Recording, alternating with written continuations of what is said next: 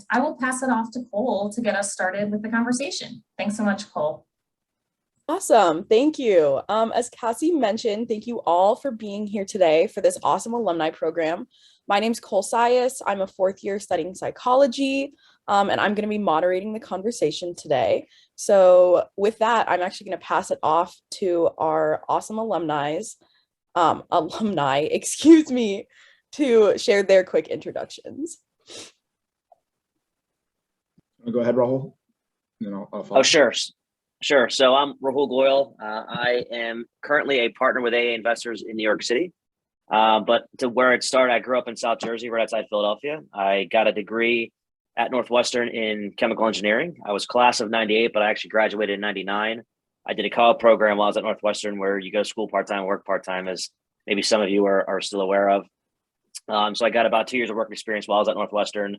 Worked at an oil refinery and then an engineering design firm in the Chicago area. After that, I worked at Bain & Company in Chicago, so I did consulting. Happy to go through some of the decision-making around that at the right time if it makes sense. But I did consulting for 3 years at Bain, and then following Bain, I'm now in my 20th year at AEA in New York City. We are a private equity fund, and we manage about $15 billion of capital across 7 different asset classes. At AEA, I help lead our investment efforts in broadly what I call specialty materials.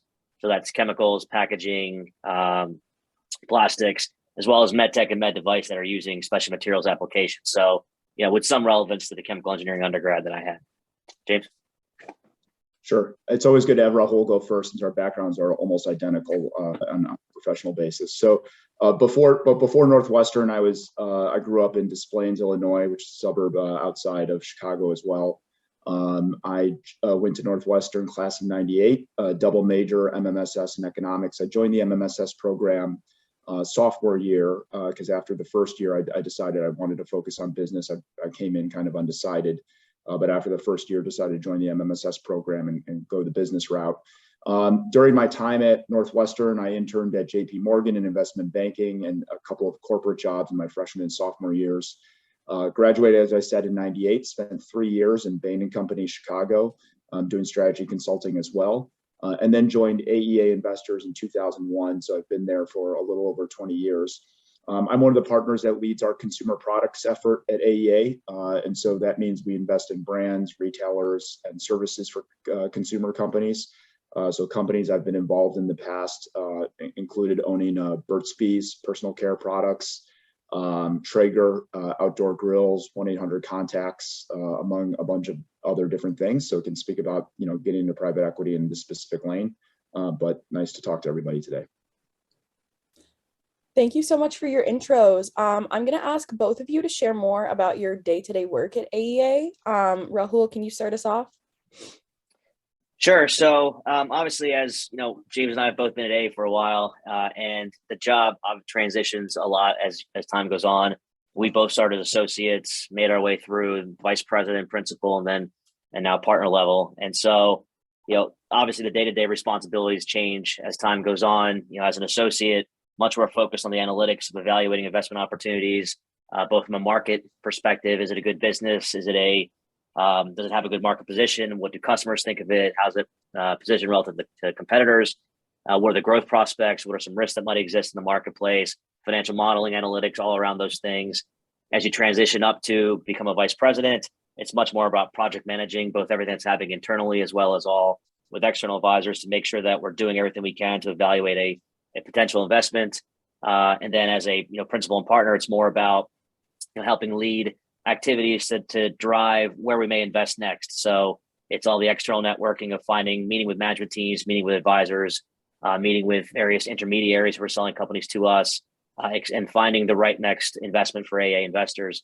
And through the entire time period, you're also spending time with your portfolio companies. I think that's one of the things I've always liked about AEA is we spend a lot of time with our portfolio companies, really helping them execute the strategies that we invested behind to help create the most value that we can and create better companies. The idea being that once they're part of AEA Investors, they leave a much better organization than they were, bigger, hopefully bigger, better, and well positioned for success going forward. Awesome. Thank you. James, is there anything you'd like to add there? I mean, I think the only thing I'd add is that, for our firm, half our folks came from banking and half our folks came from consulting. There are private equity firms that almost entirely come out of banking. And I think it's a different approach to investing. So, our mix is probably like 60% looking for the next opportunity, 40% working closely with our portfolio. And I think that's where it calls into our consulting backgrounds, where we learn how to work directly with businesses rather than financial structuring and analysis being the core. I could definitely see other private equity firms that are more from a purely finance background, being more kind of 80% sourcing and less involved in the portfolio. It's just a different tack we take. So that's all I'd add, is that we probably spend more of our time talking directly with the CEOs and management teams of our companies, and keeping up with things that are already in our portfolio than the average private equity firm. That's awesome. Thank you. Next, James, could you start us off by sharing some more about the culture of the company? Yeah. So everyone, you heard Rahul and I both say we've been here each 20 years. Almost everybody at the partner level at AEA first started off as an associate and stayed all the way through. I think we have one person who went to business school among kind of the 10 to 15 partners in New York. And that's just, our culture is very, very strong. So we kind of believe this as an apprenticeship mentoring model. So when people come in, even at the youngest age into AEA, we look at the talent and trying to figure out if they can be here long term, versus I think a lot of different programs are two-year programs and you just move on to business school or do something else. We certainly, more than half of the folks who start off associates end up going to business school and have that option. But as you kind of think about our firm, very close-knit firm, Rahul is one of my best friends. We spent Thanksgiving together just now with our families. And so we're all very close friends as well as work colleagues. I don't know if you know anything to that, Rahul. No, I think I would just emphasize that I think for us, really private equity is one of those things where, when you come in as an associate, you come in from 2 years of banking, 2 years of consulting, as James said. But there's no book you can read that helps you define and develop investment judgment.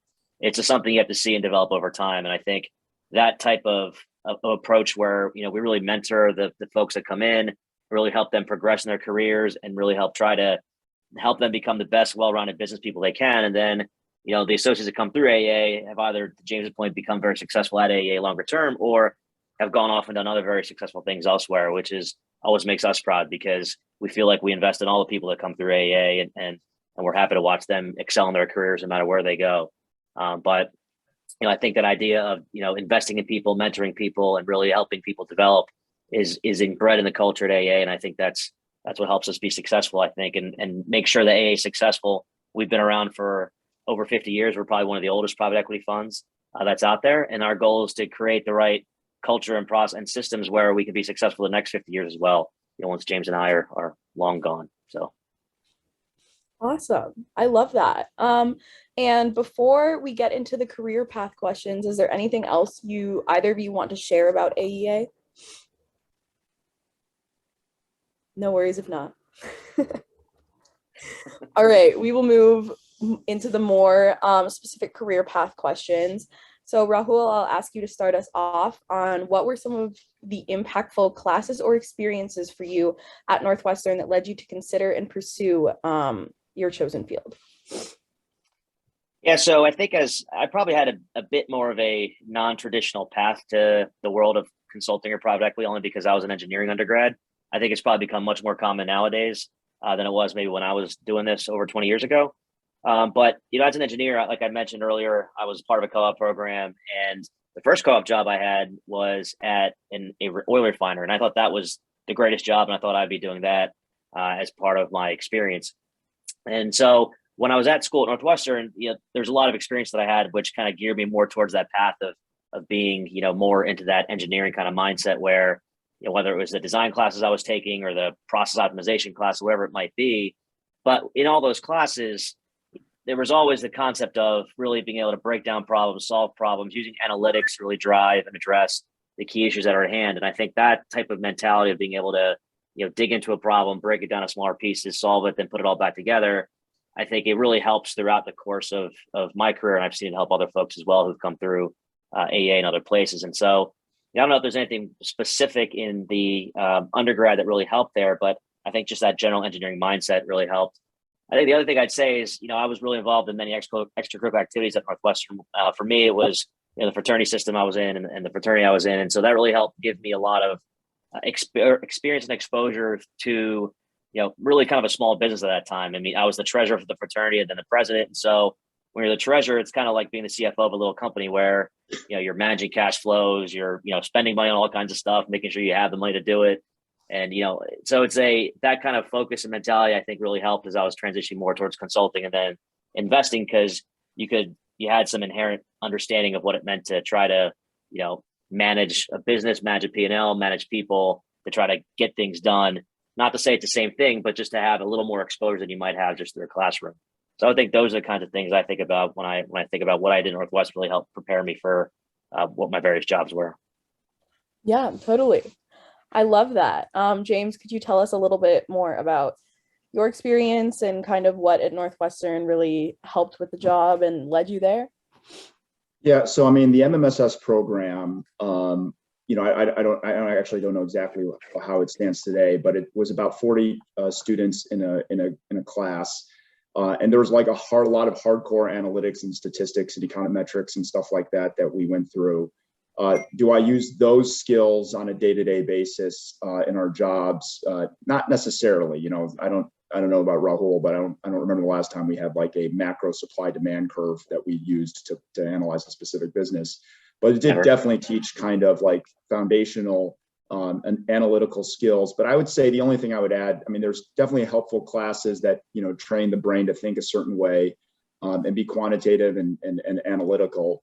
But definitely the networking of folks who left MMSS and stayed in touch with the program years later, came back and just advised, here's what I would think about when you're writing your thesis. Here's what, working at this place is actually like, because I'm as we kind of talk about career path, when you're in undergrad, you really don't know a ton, and going to each of these firms' presentations doesn't tell you much either. It's all very foreign. And having direct, close relationships with people who are just 1-2 years out at MMSS, because we're a small class of folks, was certainly helpful in addition to just, overall training. Yeah, no, totally. That makes sense. And that leads me into our next question, which is, can you tell me a little bit about your first job, like right after undergrad, and whether that was exactly what you were looking for? I mean, obviously it wasn't because you ended up somewhere else, but just kind of tell me more about that experience. Yeah, I mean, my first job, Bain Chicago, was one of the greatest experiences and really kind of formational. I mean, I keep in touch with as many folks from Bain Chicago as I do from Northwestern.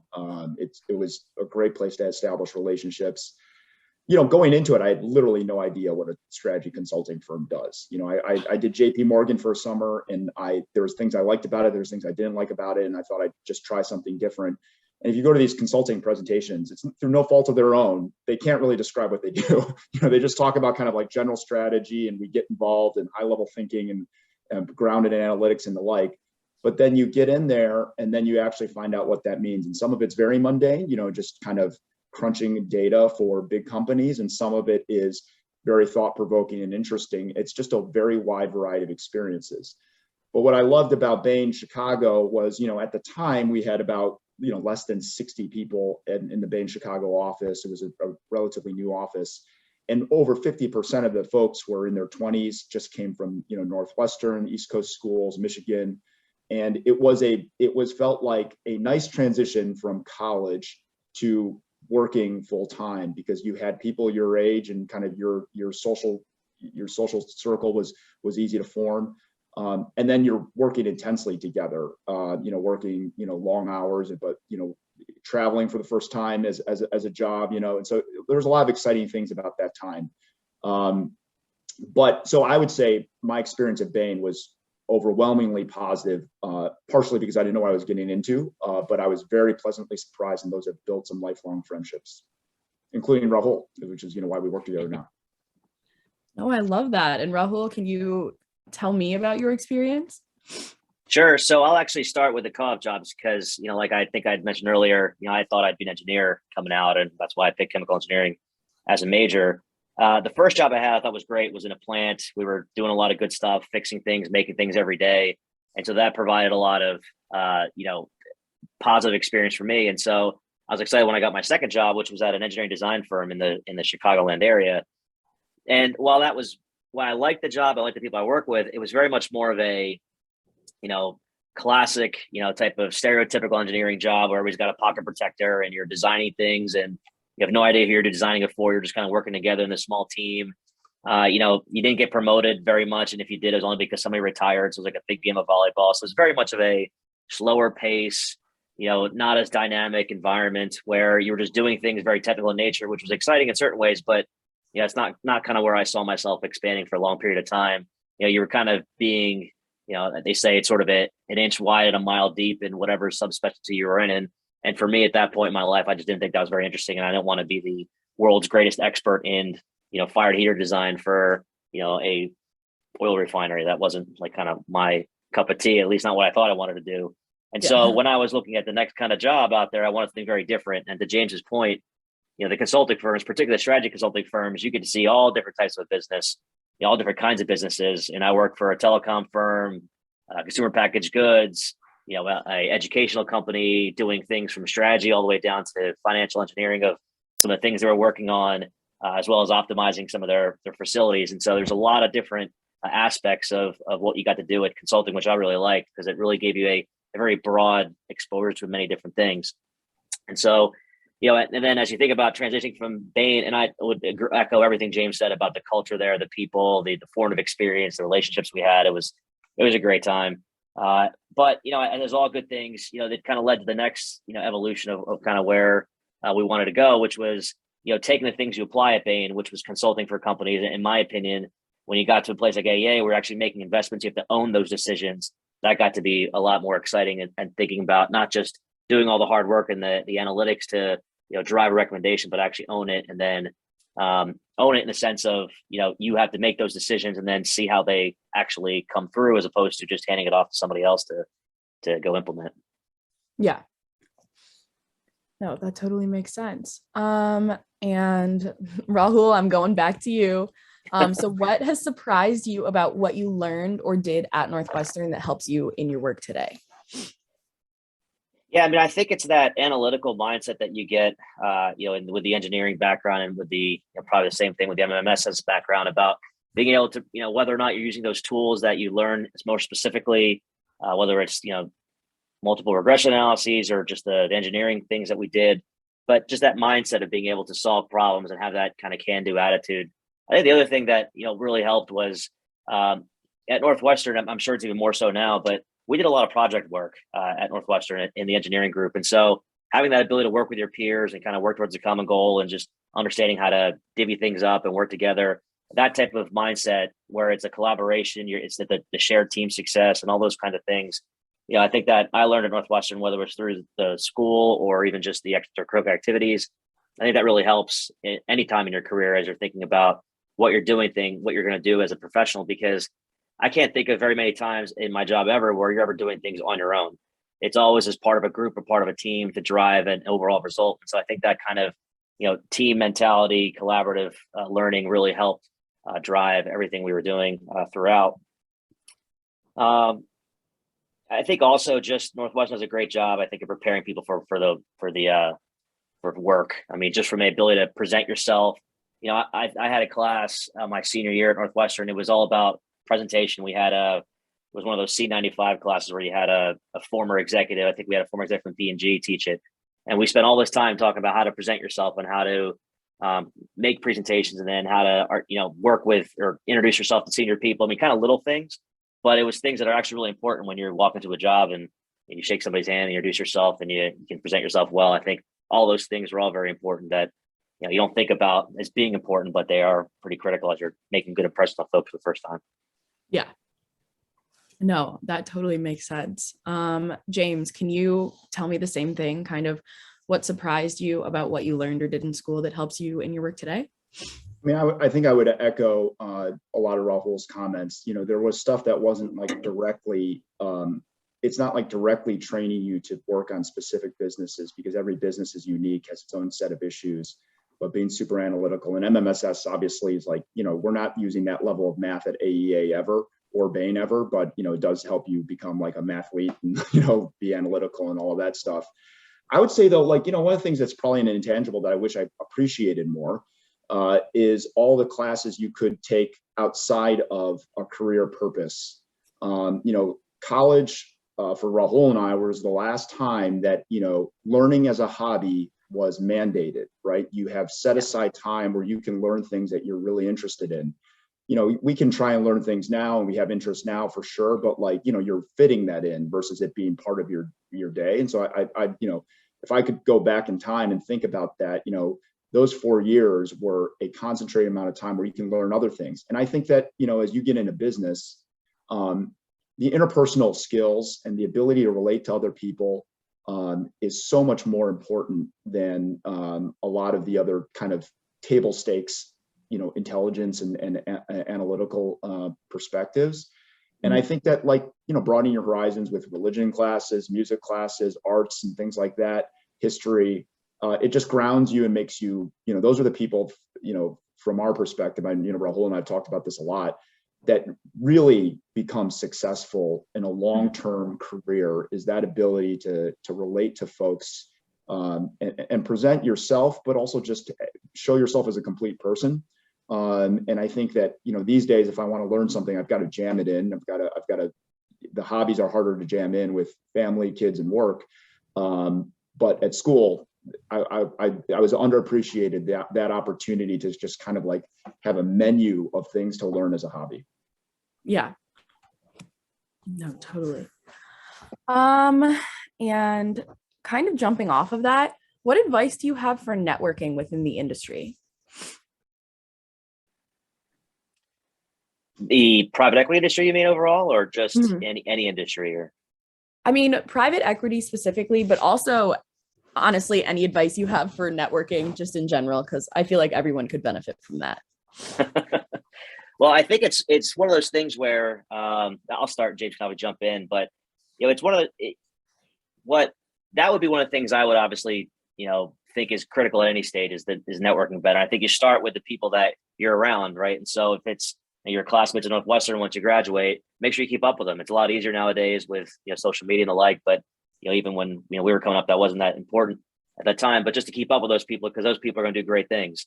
And as long as you're keeping up with them, you'll be able to better understand where they're going and where your career interests may overlap with theirs going forward. And I think don't be shy about creating that next level. So you start with your peers, and then maybe they introduce you to somebody else. Then you kind of go from there and continue to build on it over and over again, because that's really how your network continues to expand. I think one of the things that I would kind of highlight as well is, to James's point about being a more well-rounded person, when you have interests that are outside of your work, it creates a lot more opportunities for you to network. So, I'm involved with a few charities in my neighboring area and in the Newark broader area, and that just creates different avenues to meet people. And you'd be shocked at how those different areas are able to then create networks that are then relevant to your work. And so, whether it's a sports league you're doing or an interest you might have in a cooking class or something, don't look at those opportunities as just activities, but those are also good areas to continue to expand yourself and network and create a more well-rounded person for yourself. That then leads to more networking opportunities. Yeah, I mean, it's hard to opine on like how today's graduates will network, because Rahul and I, when we were at Northwestern, that was our first email address in our life, was college. So we just grew up in a totally different, less connected, a lot more in person, a lot of more handshaking than digital. I agree with Rahul, again, being a complete person and getting involved in things where you can get to know people in different venues. You just see another side of people. So, my wife and I, particularly my wife, who's Northwestern 2000 Medill grad, she's gotten involved in the arts and ballet and theater in New York and involved in those organizations. And it's been interesting because I'll take someone out of a business context and introduce them to that world. And we have a lot of fun talking about it. Just gives you another dimension. Otherwise, more lunches, dinners, and golf and things like that are just pretty diluted at this point. So, and I do think that even across all age groups, people are becoming a lot more experiential these days. They want to go do things and try new things. And I think that's a valuable way to try and kind of disarm people with a little bit more of an interesting way to connect. Yeah, totally. And I have one final question from me for you, and that is, what do you wish you could tell yourself when you were in these students' shoes? Don't worry. I think that there's a maybe this is just me, but if there's anyone who resonates with it, like, you come out of school and you kind of treat every job decision like it's your last and final, and you should allow yourself the ability to experiment with different jobs. And the curriculums are at Bain and McKinsey and consulting firms and banks are built around framing it that way, which is these are 2-year analyst programs, and then you can move on, and there's totally accepted to do that. But I for some reason still had this kind of crazy anxiety around, is this the right place for me? Is this the right fit? Am I going to have the best possible experience and all of that? And I would just have told myself to not sweat it so much, because honestly, like, even going to everybody on this call probably is in a very, unique and positive situation where they're trying to choose the best path versus like find a path. And so I think that's, I would have told myself to just relax and try and soak up what you can, but not put so much pressure on things you can't control, which is like, is this perfect for me? Can I tell the future? Is this the career for me? If you move and you pivot, and in 2-year time frames, 2 years is nothing in the grand scheme of things. Yeah, I would echo that. I mean, I think I got some advice from one of the CEOs of one of our portfolio companies once, and I thought he said it really well, where he said, careers really only make sense in hindsight. So when you're in it and you're thinking about what you're doing next, it may not make a lot of sense, things you're doing, but when you look backwards, you'll be like, oh yeah, that's why I did this, this, and this, and this. You don't really think about that while you're in it. So I don't know if that makes sense or not, but that was, I thought that was really good advice to get, which is, you're never really going to know what you want to do. I think, Cole, before the call, you had mentioned you're trying to figure out what you're trying to do, what you want to be when you grow up. Well, I got to tell you, I've had that question every 5 years. What do I want to be when I grow up? Even though I've been working now for 25 plus years, because you change, your experiences change, what you want to do changes over time, your situational change. And so I wouldn't, to James's point earlier, I wouldn't get too bogged down to feel like you got everything, figured out and nailed down right now.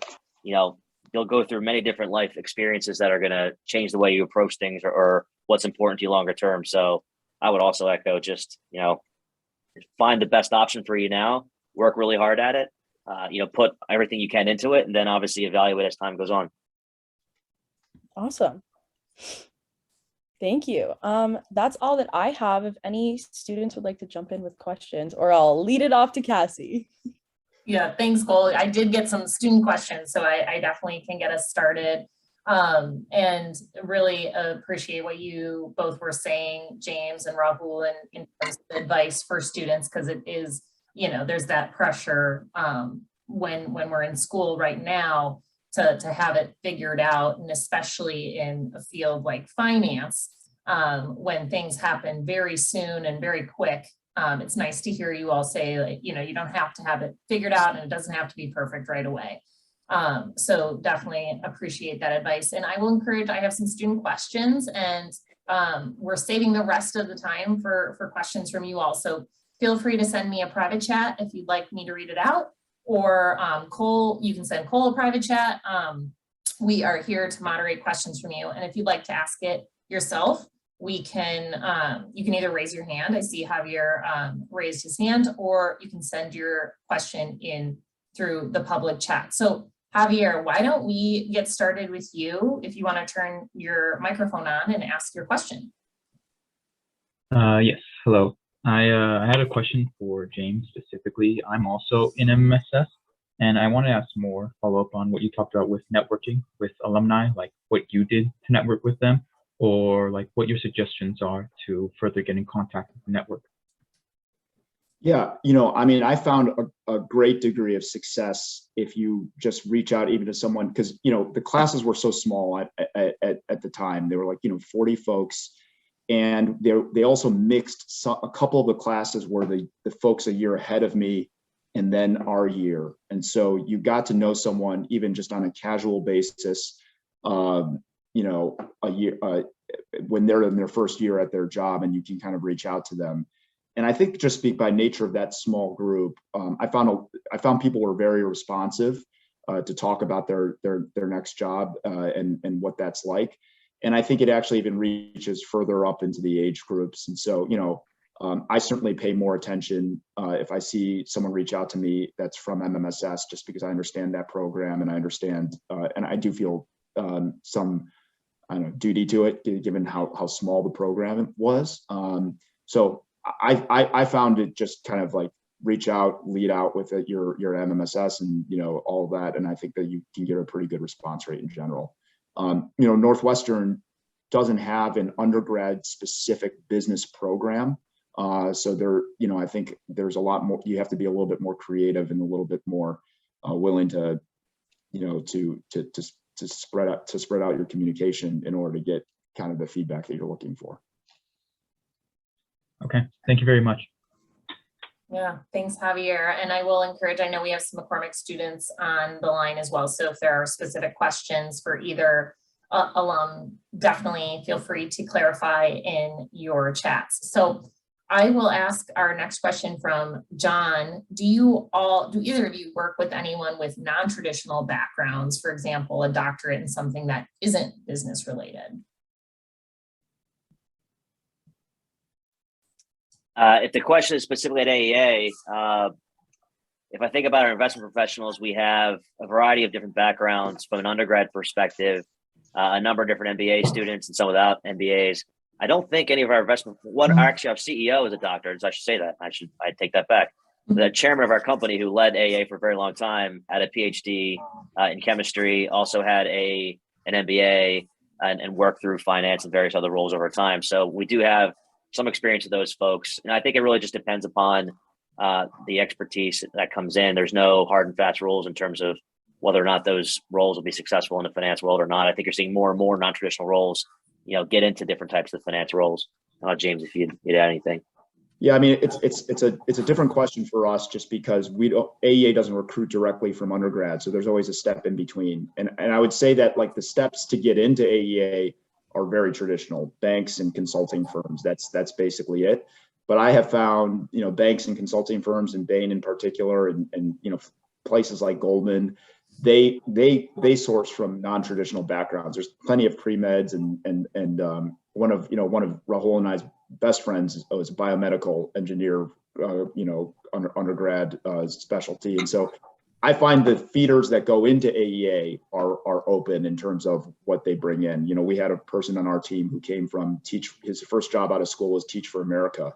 And he did that for a couple of years. Then he joined Goldman for 1 year, and they brought him in from that non-traditional background. And then he got to us. So I would say the step in between was traditional, but we love that about his background. And so for us, though, it's pretty down the middle in terms of banking and consulting. Yeah, that's really helpful. And I know, James, you just mentioned that, you're not recruiting directly out of undergrad, for students who are, and Rahul, I think you mentioned earlier, like experience is what it really takes to be good at your work. For students who are on the call who are intrigued by the work you all are doing right now, can you share a little bit more about how to go about getting that experience? And I know you mentioned the banking and consulting. Can you share, you both came from consulting, can you share a little bit more about the pros and cons of those routes? If a student on this call is looking to end up where you are, what could be some things they should consider about those paths? Yeah, so first of all, go ahead. Go ahead. No, go ahead, James. And first of all, we didn't go into consulting knowing we wanted to do private equity. And if we're being honest, a lot of the ways you end up in places is just kind of have coincidence and opportunity, but not well planned. So I think I thought consulting was great for figuring a lot out. And what I liked about Bain, and if there are folks who know they want to get into something like what we're doing, which is like involved investing, control investing, I spend half my time in the private equity group at Bain, which is advising when a private equity firm is looking at a company, they're trying to figure out in a very short time frame an answer to a bunch of questioning, strategic positioning, size of market, and things like that. And so we worked on those task forces. And the other half of my time I was working on a long-term project with an actual company. And I thought that was a good mix because it taught me what it would look like to work at a business on an operating perspective. And then the other half of the time I was looking at things from an investor's perspective, but with the lens of what could you do with the business after you own it, after you purchase it. So I thought it was a good mix of experience to figure out where I went. If I knew exactly that I wanted to get into private equity, I would encourage folks to go to private equity heavy teams within banking, which is like M&A, or in consulting to join private equity diligence teams. Rahul, I'm sorry to cut you off earlier. Yeah, I would agree with that completely. I mean, part of the beauty of banking and consulting is that they're great training grounds and they're great places that a lot of different types of firms want to recruit from. So whether it's corporate America, investing firms like ours, different types of investing firms, there's all kinds of places that want to have people who've gone through that screen and gone through those training programs that, the various banks and consulting firms can offer. And so I think that's what makes those jobs exciting. And I think, if you want to get in private equity, I think you've got an equally good shot at either. There's, when James and I came out, there was probably 7 jobs a year that would go to a consultant versus the, 150 in private equity that would go to a person with a banking background.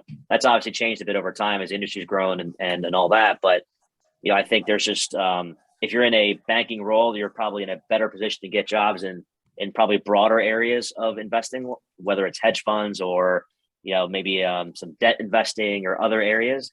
Consulting is great if you're thinking about getting into kind of, as James mentioned, more controlled private equity, where you're getting more involved with companies, maybe even more growth equity investments or venture capital. I think that may be a better path because it helps you understand companies better and growth prospects. And those are the kind of skill sets folks are looking for.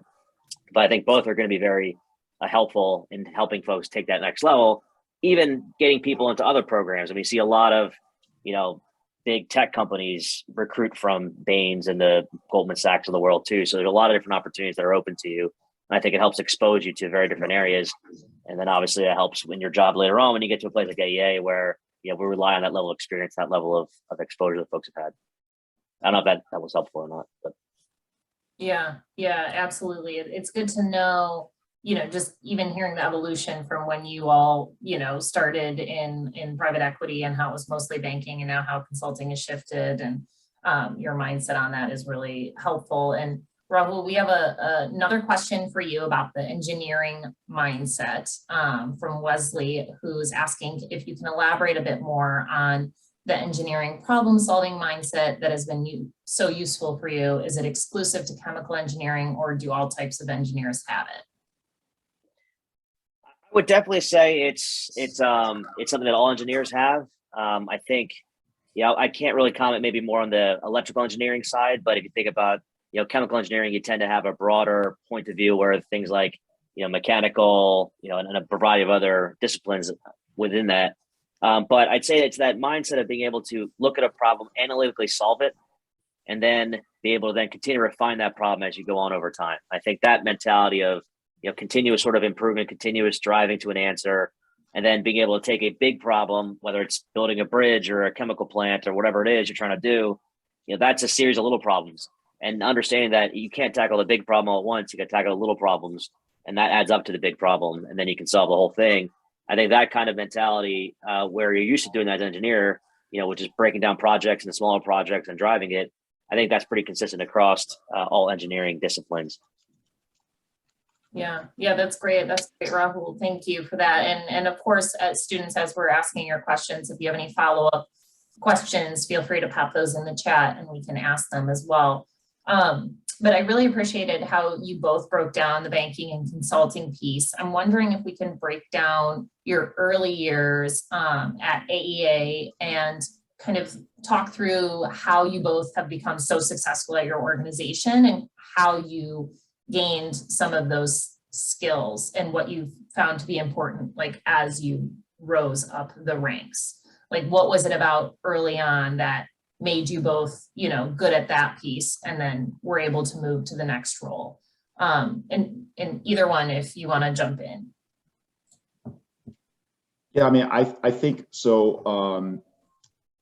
First of all, I came in and I chose to be in consumer products because I like consumer products, but also because, you know, I'd never seen a balance sheet in great detail or understood how accounting works. And so I figured if I'm going to come into a private equity firm, I should, and I'm coming up the curve on financial analytics, I might as well just focus on industries where like, oh, pet food, you know, like I understand what that is. And so I joined the consumer group and just ended up staying here. I think the things that make us successful early on are, you know, being very pragmatic about how to try to find information, being very judicious about how you spend your time, and prioritizing the right areas of focus versus just trying to boil the ocean and answer every question out there. And, you know, the kind of run through a wall mentality, which is just let me be a self-starter, let me be self-motivated, let me be creative about how to solve and think about problems, and then let me put in the work and the sweat to get all of the details right and get the right kind of analytical output. As you progress up to, you know, older, more senior ranks at AEA, I'd say the two most important qualities at our firm are, one, be a good partner and teammate to your coworkers. It's very specific to our culture. We do not like the cultures where it's like sharp elbowed, Hunger Games type of, like, you know, everybody's just fighting for a piece of this pie. We all profit the exact same from each other's deals. Like, I don't profit more from my investments than Rahul's investments. It's the same. And all of our businesses go through some disruption or hard times, and be there for your partner and not point the finger at them. That's super, super important.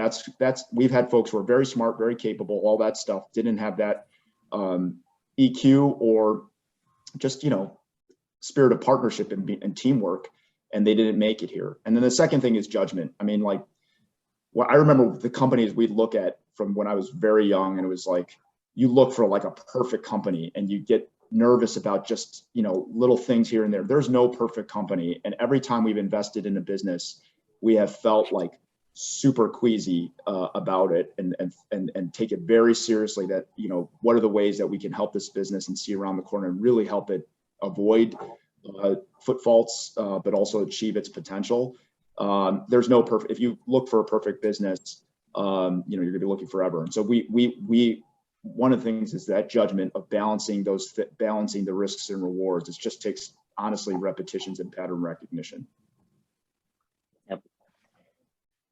I think the only thing I'd add to that is that, you know, at a younger age, you know, what really matters is that you're doing the job that you're asked to do in a zero defect manner, and you're getting it done in the right way. And the way I always like to describe it is, you know, take pride in what you do. Make sure you get it done right. Make sure you get it done well, because your work is a reflection of you. The next thing I'd say is, once you kind of get that, you know, once you're able to do that, you feel like you're able to do that, you really think through the why of what you're doing. What's the next question that comes out of it? If you've been asked to do an analysis, you know, so what? What was the point of doing that analysis? And see if you can make sure you understand why you were doing it. And then you can ask yourself, okay, now what? And I think that's the types of, as we think about, you know, the junior folks that are coming up now, I think those are the talents that made James and I successful as well, was not only doing what you're asked to do, but understand really why you're being asked to do it. And then therefore, what are the next step questions that come out of that? And then if you really want to, if you have the time to do it and you can really excel, you start doing those next level types of work. I think that really helps, you know, really turbocharge the efforts the broader team can do, because you've got a lot of people now thinking independently, trying to own, you know, parts of it, and then really trying to drive to that next level answer of why are we doing this? You know, when you break down a problem into little pieces, you can sometimes, you know, lose sight of what the big picture is, what we're trying to do, which is we're trying to figure out this is a good investment. And all the things we're doing are meant to try to understand that. And so if you can't articulate why the little piece that you're doing, you know, links up to the bigger picture, then that's probably a problem that either you need to figure out or need to help work with your teammates to figure out. I think the people who are successful are the ones who can always, you know, tie that back together and then continue to try to do the work around it and do the next steps, create the next steps, execute them, to then help be successful longer term, because that just helps make that transition to the next role, you know, the project management role, the VP. And then as James was talking about, you know, transitioning to more senior levels at AEA, that much easier, because then you're starting to develop those, you know, kind of next level management skills of trying to understand not just the individual piece, but how it all fits together. Mm-hmm. Yeah, I really appreciate hearing both of your perspectives on this. And I really do feel like these are great things to hear that were successful or helped you be successful at AEA, but also I think, students can use this in their first role out of school, being a good partner and having good judgment and, doing the job that you were asked to do it well before thinking about why you're doing it. I think all of those pieces, are going to be helpful right after school, as well as, further down in your career. So this is really helpful advice for students today. And I'd love to hear, my next question for you is a little bit more about your career path in general. What has been your favorite role that you've had in your career that you're not in right now? And it can be at AEA or it can be before, but I'm thinking like specific, position. And if you can tell us just a little bit more about that and why you enjoyed it so much. So the question is that we're not in right. So I missed that part of it. Right. It can't be the one you're doing right now. We know that one.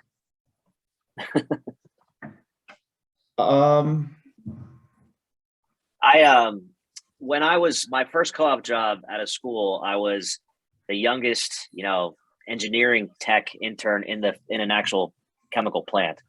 And you basically wore those, basically Nomex suits. They're fireproof suits that look like, they kind of zip up like a mechanic would wear, had a hard hat, had all kinds of stuff. And you basically had this big chemical plant that you were asked to go, make sure it was optimized and work as best as it could. And so I got a chance to work with a bunch of operators, who are typically not folks who graduated with engineering degrees. I had to work with the plant manager and a bunch of other people. And so I really enjoyed it because every day you got to see the fruit of your labor. I mean, you were making product, you were doing different things, got to interact with different kinds of people, they were outside, inside. So that really got me excited about the whole engineering and plants and all that sort of thing and making stuff.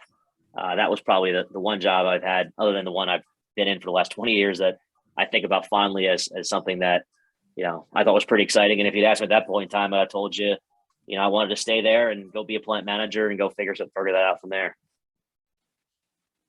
Yeah, it's tough when you've only had two jobs to come. What did I do at my other job? So I think, one of my favorite jobs was, when I was at Bain and Company.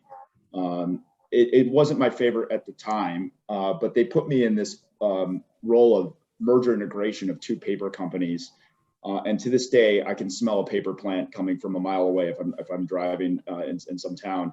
And they sent me to Bruton, Alabama, which is outside of Mobile, Alabama, a very small town. The only thing in town was the plant. The hotel was a kind of motel type situation. The only minorities, the only other Asians in town, ran the buffet. And I love that experience because it was like, you come in and as your first job, you got a lot of responsibility because no one wanted to go there. From the Chicago office, so they sent the most junior person. But I love that business and I love that opportunity because on paper there's a lot of things that don't make a ton of sense for getting along with folks. But I grew close friends with the people that worked at that plant, and to this day I have a lot of weird fondness for a very small town in Alabama, and so I liked it because it was not something I would have selected. But as I think about we worked on. Rahul and I worked on Motorola. We worked on all these different Chicago-based businesses. My favorite is that paper plant in Alabama. Yeah, that's great. It's great to hear both what you're doing now and what you enjoy about your current company, but then also these various roles, that students might be considering for themselves as well. So that's really helpful. And I have another question about hiring and thinking about these students who are looking at, their first opportunities after graduating. Do you have any advice for how they can stand out? And, thinking about those, maybe, if you've hired, I don't know if when you guys were at Bain, you were hiring undergrads, but if you're thinking of ways that these undergrad students can stand out in applications and or interviews. That's a good question. I know I always tell people this, and I'm pretty sure I couldn't get to Northwestern today, just given how difficult it is to get in. So, I'm sure our experience of, 20, 25 years ago is different than what everybody's experiencing today. But, I think what really helps is when you're in interviews, I'll start with that because I think it's harder to really differentiate yourself on paper because, I'm sure all the students are going to have very high GPAs and have great academic credentials. So that becomes difficult to differentiate yourself. I think being able to have, when you're in an interview and have a well-rounded conversation with someone, not just about, the stuff they've done today, but, what drives them, what motivates them, what they get excited about, extracurricular activities they get involved in, why they do those things. I think getting to know people as individuals and understand what drives them. I think one of the things that we always try to hire for, and it's very hard to put on paper, very hard to identify, is that grit aspect. Everyone's going to be very smart. Everyone's going to have great credentials. Everyone will have done, excellent in university as well as their first job. But are they going to be able to work through tough times? Are they going to have that, that mentality to, figure it out and be able to work with teams? That kind of grit aspect of being able to, dig down and figure these things out. And I think that being able to highlight that or examples of that or experience you've had where you've been able to highlight those types of skill sets, I think is really important when you're in interviews and other places. I don't know, James, if you'd add anything. Yeah. And I mean, just actually go through the preparations. I mean, I like, when we went through interviews at that time with Bain, it was like they do case study interviews, and there's a way to get up the curve on figuring how to approach those questions. And even if you don't come to an answer that is the answer, like, you can structure your thought process in a way, and that's a practicable skill. That's not like you're just kind of walk in cold and a smart person can figure this out. Like I would just go through the preparations so that piece of the interview is not doesn't hold anybody back. And then in terms of differentiation, I mean, I think that like I personally enjoy hearing what people like to do outside of work, what their passions are, and the whys behind that. And so every person is unique. So to stand out, all you have to do is just kind of describe and come across clearly why you're unique. You don't have to come up with something. Every single person actually is different. And so I think just being able to tell your own story in a natural way, I think is good. But there's a technical aspect in that first job out of school that you can practice for that isn't taught in class. Maybe you talk to folks who've been through the process or look online for resources, but it is a practicable skill to beat an interview. Mm-hmm. Yeah, that's really great. And for students on the call, Northwestern Career Advancement Office definitely has a lot of great resources to help with that, as James was mentioning. And we have just a few minutes left. I do have a really great question from Andy, who studies in a public setting, so can't ask the question himself, but he wants to thank you for the talk. And you both mentioned that private equity primarily hires from banking and consulting, probably management consulting, to be specific. This person's going to be interning at an economics consulting firm this summer. And it seems like that may not be a traditional route to private equity. Do you have any suggestions to someone who would possibly be interested in transitioning from economic consulting to private equity? I don't think that's too Rahul, tell me if you disagree. I mean, I don't think that's too far a stretch. I think, again, I mean, like if we spend 2 to 3 years at a consulting firm, the stuff that we're working on is not always directly related. It's just good mental training and being analytical and structuring work. I would think is good enough. But Rahul, I don't. No, I agree completely. That's great. But that's really hopeful for our student, Andy, who wrote this question in. And it's been so great hearing from you both throughout the last hour.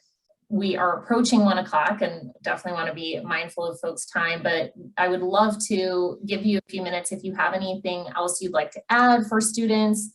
You guys provided such great advice earlier about what you would like, to know if you were in these students' shoes, but definitely wanted to throw it out there to you both before closing, if there's any other last insights or advice you'd like to share.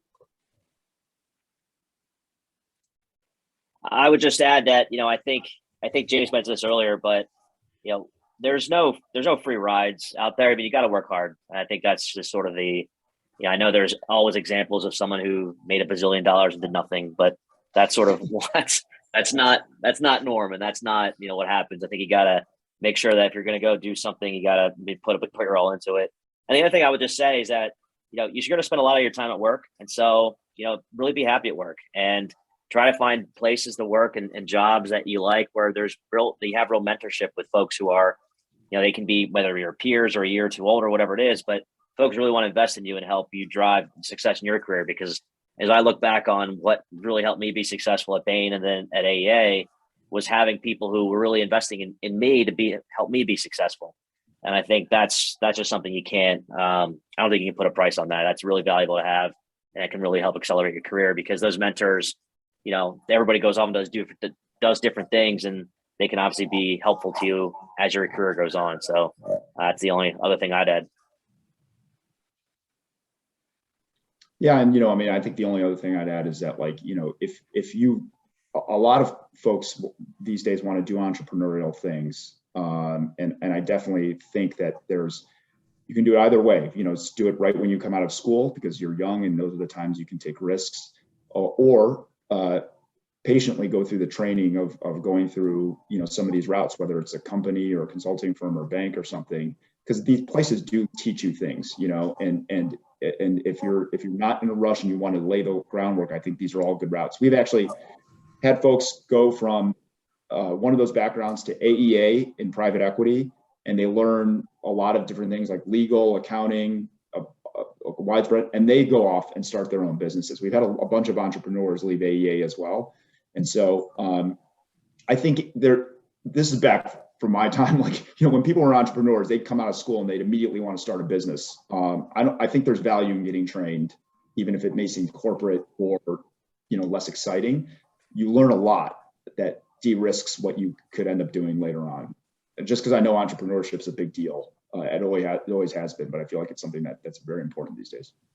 Yeah, absolutely. Both of those last bits of advice are so valuable if you're interested in entrepreneurship and starting your own thing. There are different options for you, and really, hitting the ground and working hard. I think these are great last bits of advice to leave our students with today. So just wanted to thank you both again, James and Rahul, for being here with us, sharing this great advice with students. And Cole, thank you again for being our student moderator and leading the conversation today. Students who are on the call, we will be sending you all a $20 Grubhub gift card, because we normally buy you all lunch on programs like this. So keep an eye out for your Grubhub gift card. Let me know if you have any questions. And I would again encourage folks to follow up with our alumni speakers and connect with them on LinkedIn. So thank you all again. I hope you have a great rest of your day, and go Cats.